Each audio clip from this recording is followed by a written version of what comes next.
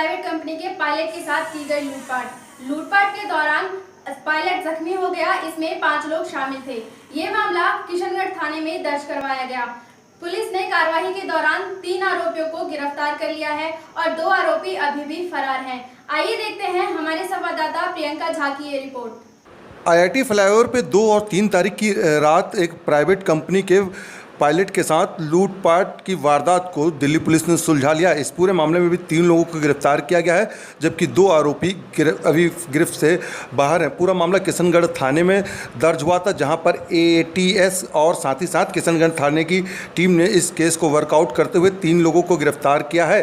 साथ ही अब इसके दो जो साथी हैं उनकी तलाश जारी है। डीसीपी देवेंद्र आर्या ने इसकी प्रेस कॉन्फ्रेंस कर इसकी पूरी जानकारी दी। एक प्राइवेट एयरलाइन के पायलट के साथ जो रॉबरी की घटना हुई थी, जिसमें उन्हें इंजरी भी हुआ था और उनका कैश जो है वो लूट लिया गया था, उस केस को सक्सेसफुली आज वर्कआउट किया है। बेसिकली ये इंसिडेंट था 2 और 3 तारीख की रात में तकरीबन 1 बजे का, जब ये पायलट्स जो हैं अपने कंपनी प्रोवाइडेड कैब में टूवर्ड्स एयरपोर्ट ट्रैवल कर रहे थे और आईआईटी फ्लाईओवर के ऊपर कुछ लोगों ने गाड़ी को रुकवा के इनके साथ ये वारदात को अंजाम दिया था।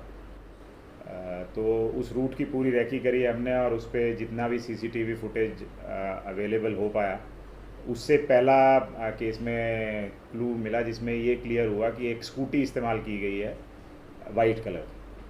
इसके अलावा टीम्स को हमने एक फर्दर डायरेक्शन ये दी कि हाल फिलहाल में पिछले 3 महीने में इस तरीके की जितने भी वारदात पूरी दिल्ली में हुई हैं, उन सब का पीसीआर कॉल्स का एक हमने ब्यौरा बनाया और एक इंसिडेंट को पिन पॉइंट करके एक पूरा स्पेक्ट्रम क्रिएट किया गया, जहां से हर जगह से अवेलेबल सीसीटीवी फुटेज जहां पे भी था उसको हमने कलेक्ट किया और इस सब एनालिसिस की वजह से भी ज़ीरो डाउन की एक गैंग है जिसके पास 2 स्कूटी हैं और एक केटीएम बाइक है।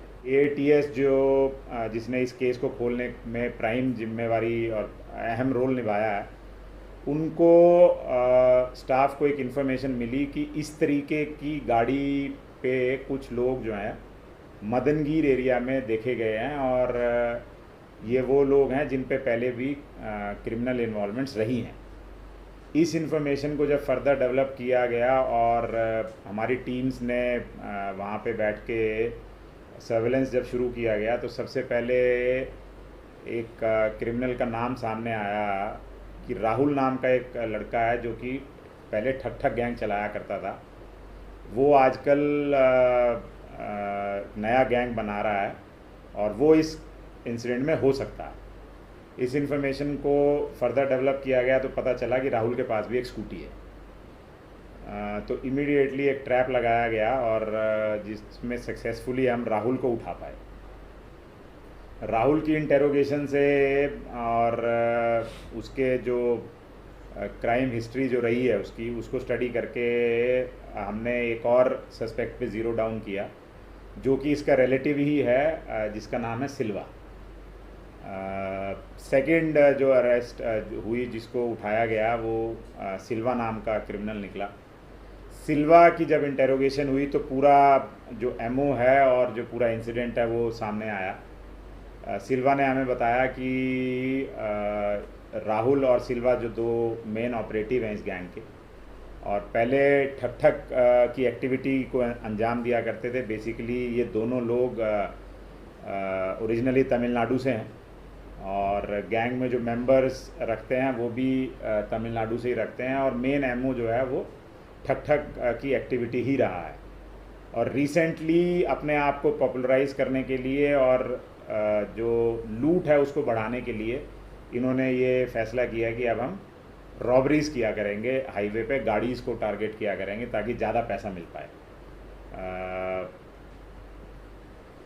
जब इनसे फर्दर इंटेरोगेशन करी गई तो इन्होंने दूसरे एक और साथी का नाम दिया जिसके पास दूसरी स्कूटी जो है वो रिकवर हो पाई। इस लड़के का नाम है आशु इसके पास वो दूसरी स्कूटी थी जो इस क्राइम में इस्तेमाल की गई है। तो इस तरीके से अभी तक हम 3 लोगों को इस केस में अरेस्ट कर पाए।